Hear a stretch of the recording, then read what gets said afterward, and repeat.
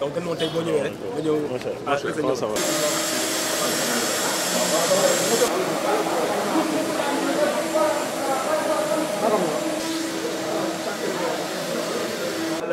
allah sa mission moo doon jàngale.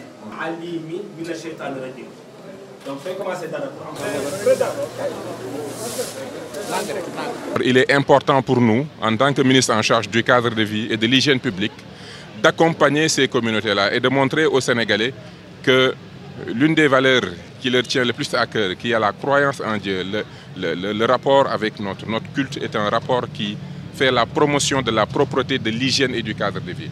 Voilà pourquoi à chaque fois que nous avons l'opportunité d'être en contact avec des communautés religieuses, dans des activités de propreté et d'encadrement du cadre de vie, nous faisons tout pour les accompagner, autant parce que nous connaissons la capacité de mobilisation qu'ils peuvent faire autour du cadre de vie pour rendre l'environnement beaucoup plus propre, mais surtout pour l'image que nous donnons aux Sénégalais pour leur dire, même Dieu, ses prophètes, et aujourd'hui les grands tariqas qui constituent des socles pour ce pays, encouragent la propreté et que ça fait partie même du bon comportement que d'être propre, de rendre son environnement propre, son cadre de vie propre et les lieux collectifs propres, surtout les lieux collectifs.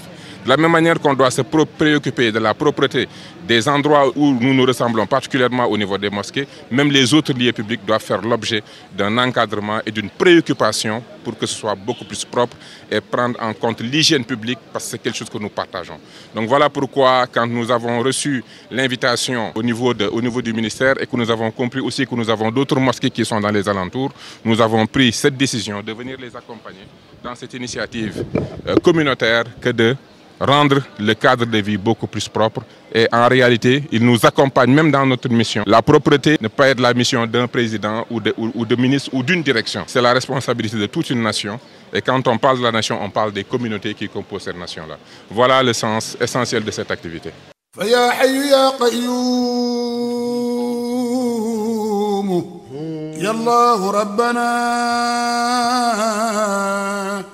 إليك توسلنا بخير البرية يا حي يا قيوم